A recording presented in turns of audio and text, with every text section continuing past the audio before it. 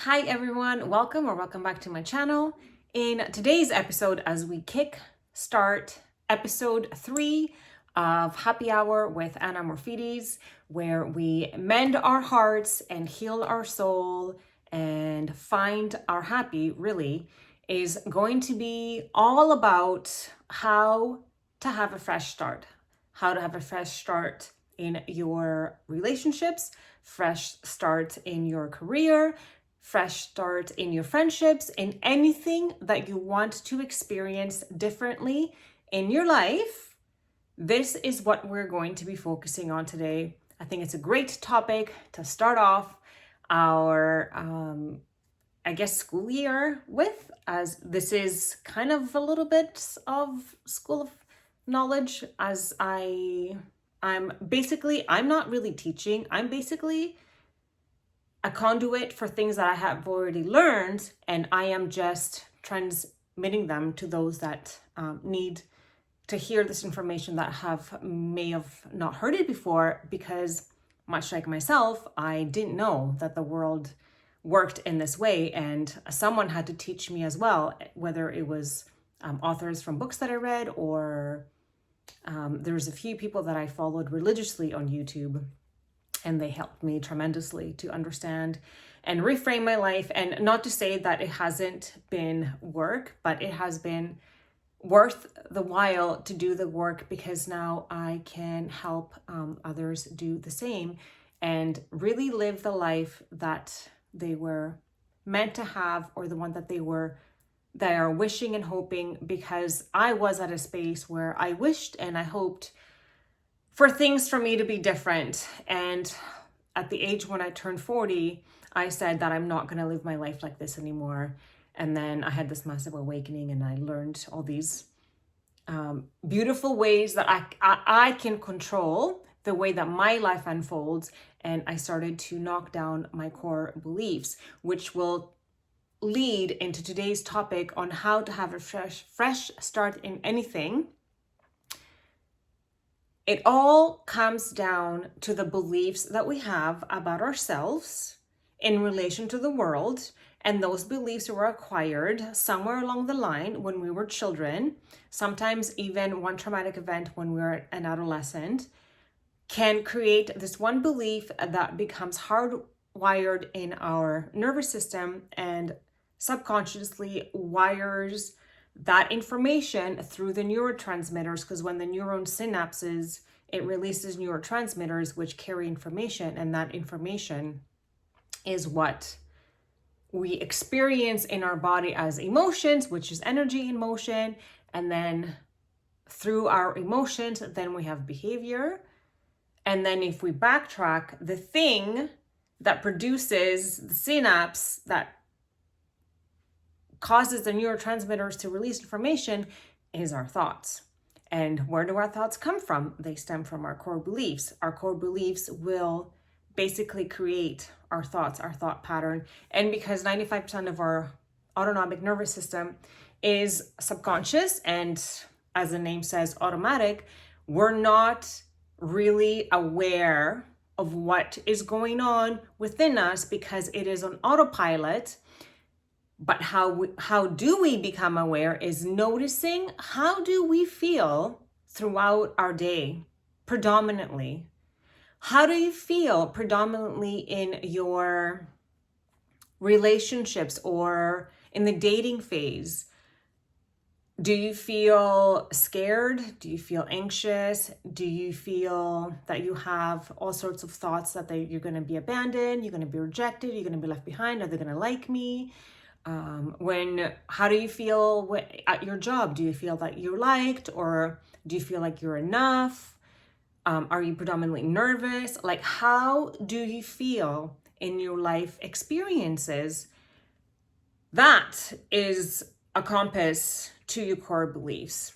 So in essence, when we take any scenario and or circumstance in our life that we experience in a way that doesn't feel like it's favorable right now, and we want to experience it differently, the power is in our hands, not the person and or that scenario that causes you to feel this way, that person and or situation is not in control, but you are.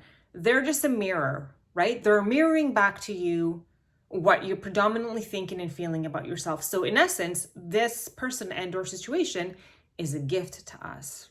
Even if it really hurts, it is a gift because we have to feel it to heal it.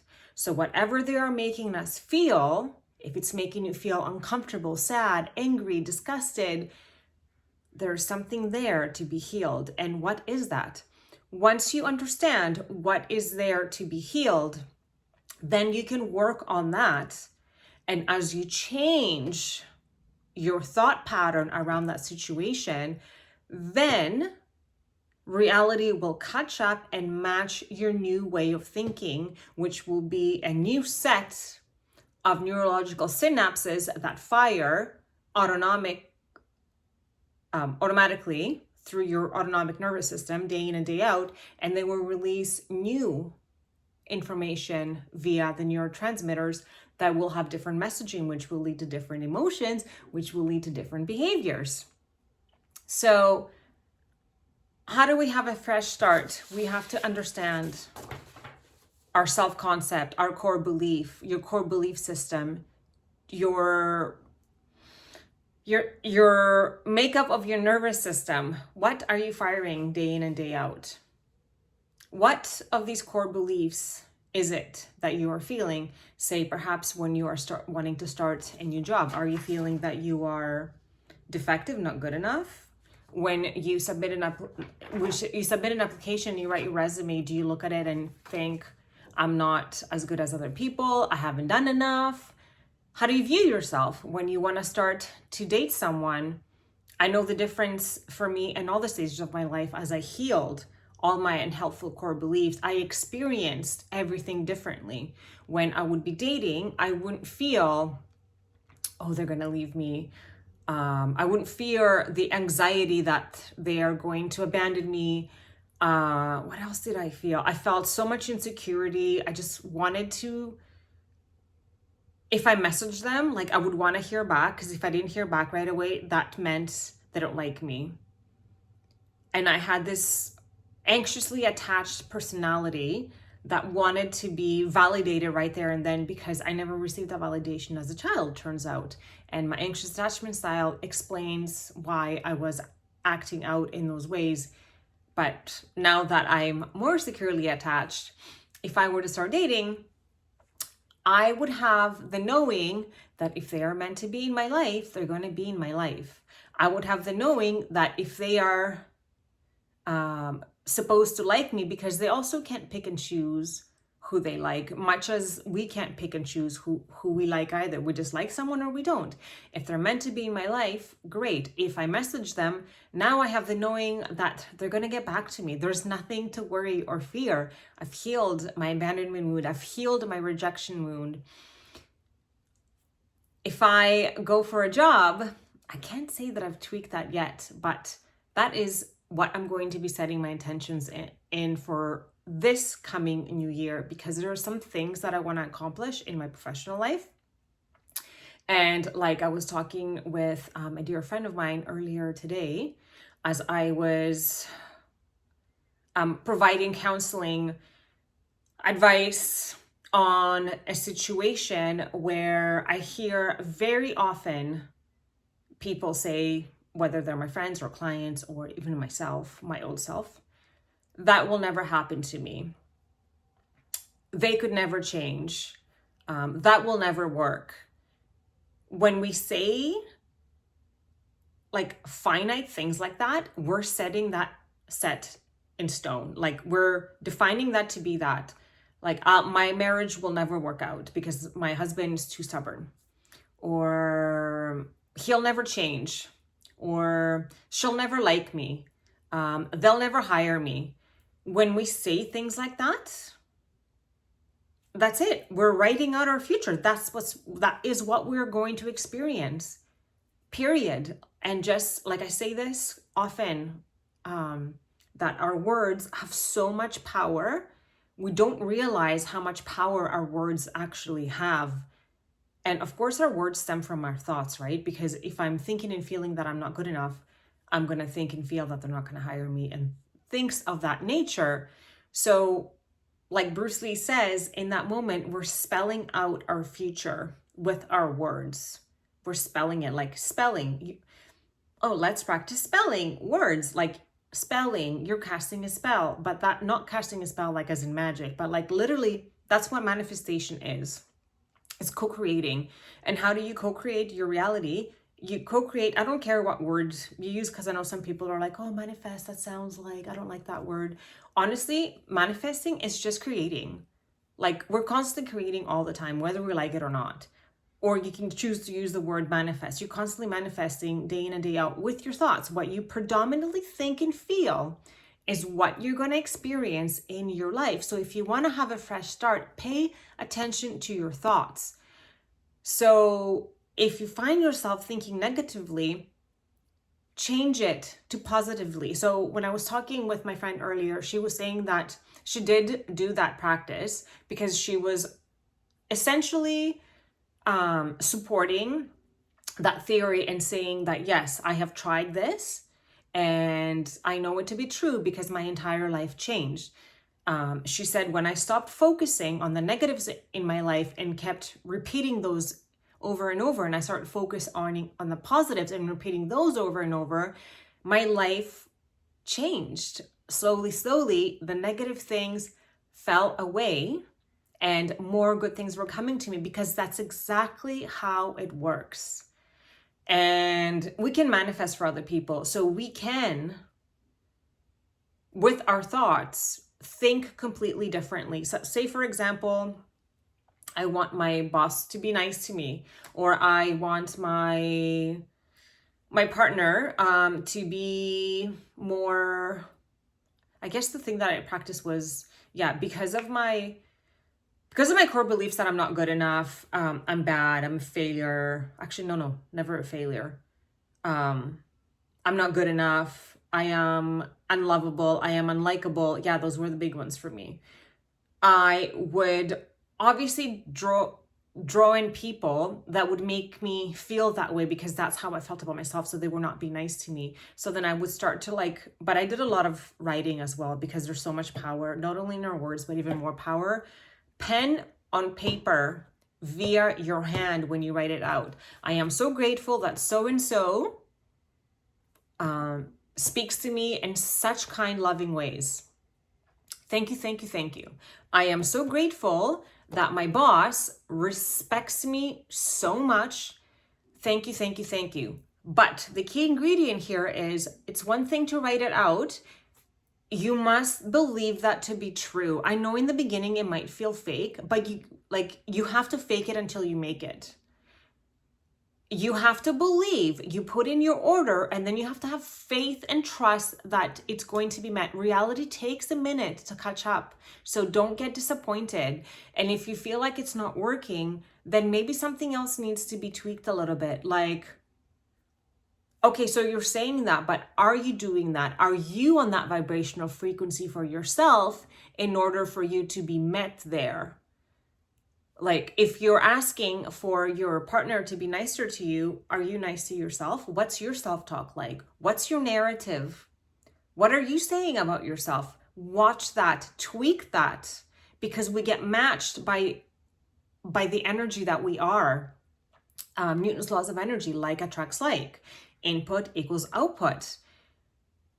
It is very simple when you think about it, but it's a little bit more challenging to know what the issue is when we feel uncomfortable situations in our life.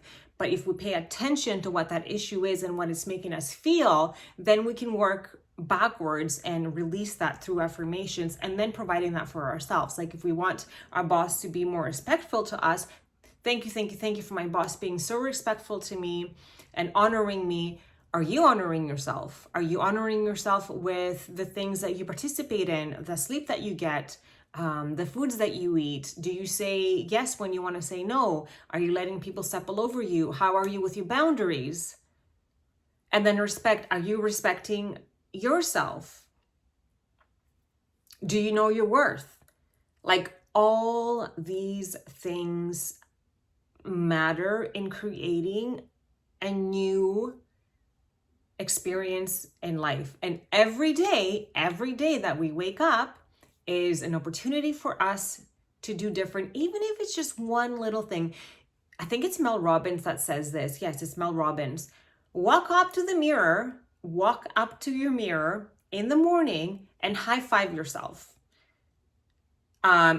And they do it with, I guess, brush your teeth with your non-dominant hand. So that will sort of kickstart your neurons to respond differently, because when we do things in the same way, our neurological pathways don't really change. They're just the same. But when we do things differently, then that's when we start to shake up our nervous system a bit. And then the opportunity for new neurological pathways starts to be a little bit more easier. So if you brush your teeth this way, your body's like, oh, that's weird. That's a new movement. What is this? So say you do that. So then all of a sudden you're like awake and ready. Your nervous system is like alert, is the word I'm looking for. You high five yourself in the mirror. Because if you high five yourself in the mirror, like Mel Robbins was saying, that's a way of like congratulating yourself right there and then. You high five someone because you're like, yeah, good job. So you're like already like, good job, self, you're up. And see how that feels. Like high five yourself because you're awesome, right? But who wakes up actually and thinks that they're awesome? I used to wake up and think, definitely not that I'm awesome. Definitely criticize myself everywhere. Every line in my body, or just the way I looked, or dreading my day, dreading my partner, dreading my children, just like always in dread.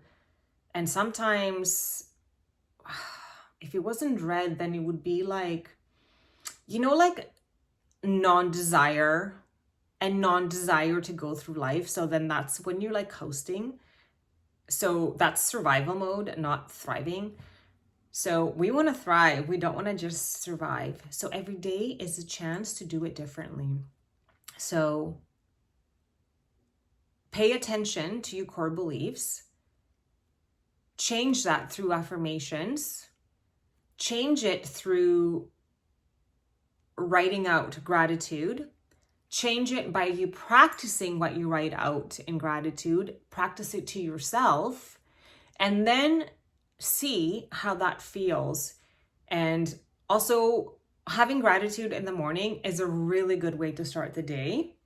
I usually do a meditation, like guaranteed every morning, even if it's for 5 minutes.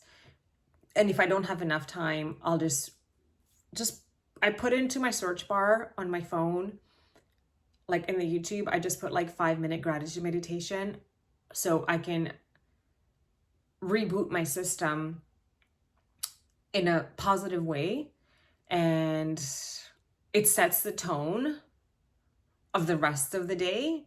And then you can go a step further, and every good thing that happens, like you just ignore the things that make you feel not good and just focus on the good things, and then just thank those. Like, oh, thank you for the wonderful news today that I received. Thank you, thank you, thank you. Thank you for everything always working out for me. Thank you, thank you, thank you. And then having the knowing that if something is not going, say, your way, after you practice believing in something and you have no doubt that it's going to happen and work out for you, we are supposed to let go of how that's going to happen, because sometimes the way that we think it's going to happen, universe, source, creator, has a different way of bringing it to us. So being open to receiving that in any way possible, path of least resistance, is also really going to be helpful. As I was speaking with someone about this earlier, when we want to achieve something and the way that we want to achieve that is not working and we are experiencing a lot of resistance, just take a step back and see what it is that it is trying to show you, and what other direction is it trying to take you to? Whether it is a house that you want to rent and the paperwork is just not working out, whether it is a person that you want to date and you just can't get them to commit to you, that just means another house is meant for you, another person is meant for you. But take what you're learning from these experiences and put it in your pocket, because that's gold, right? If someone is not committing to you, do you tend to settle for people that give you less than what you're worth? If you are fighting for a house that's not working out, what is it about that particular house that you want to have? If it's not working out, it's not actually meant to be for you. What is it that you're holding on to or grasping onto, or say that particular job or anything in particular that you think that you would get to this way, but then when you experience the resistance, just take a step back and allow the process to happen naturally, again, with the unwavering faith that it's all going to work out for you and you will have exactly that which you are wishing for, whether it is that job, that relationship, that house. Stay living in the end result, which means stay in that state of feeling as if you are the person that already has that. And how do you do that? Like I said before, you change your thought process, which will change your emotions, which will change your behavior. How do you deal with yourself? How do you speak to yourself? Where are you in gratitude? Gratitude is a great way to raise your vibration so you can bring in, by the law of attraction, more things to be grateful for. Start to do these things and see what comes out, what beautiful changes comes out of your life, what shifts you make. I promise you, it will take a minute for reality to catch up, but it will catch up. I am a true testament. My life, it was very different. People used to tell me that I had heavy energy, and like now that I look back upon it, I did. Or that I was attaching to things and not letting go. I wasn't flexible. Like I had attachment issues for sure. And I can say that now without feeling shame or embarrassed about myself, because I was acting out of my wounds. Before, when I would think about things that I would do, I would like totally cringe. But no, that's not the whole purpose of why we stumble and fall. The whole purpose of that is for us to see the rock that we tripped on and make sure that we don't trip on that same rock again, but we have to uncover what is under that rock and forgive that, right? Like that's also what God and even Jesus was teaching, like forgive the self. Like there's no reason why we can't look at circumstances in our life as ways to grow and evolve, as opposed to ways that you're stupid or how could you, or that you're this or that you're that, or you're a bad person. No, that's not meant to be that way. And I think in the next episode, I'm actually going to talk about that, the way that we chastise ourselves and go into shame and guilt, which are the lowest vibrational frequency feelings that we have as a human being, and what that frequency brings in for us as we experience life. It's actually terrible. I used to live in guilt and shame. But we'll touch that in the next episode. So thank you so much for tuning in, tapping in, whether you are listening on a podcast or watching on YouTube. I'm so grateful for your love and your support. I often doubt myself as well. And then when one of you sends me a message or a private note that says, thank you for helping me, then I feel that it is worthwhile, even if it is one person that it touches, that I definitely should keep going with this. And yeah, because I also have a lot of remnants of unhelpful core beliefs that are still hovering. and yes, pushing through basically the shame of humanity of my past experiences. Anyways, we're going to talk about the next episode with so much love and gratitude. I am so thankful and grateful. You have no idea. And I will talk to you next week. Have a wonderful rest of your day.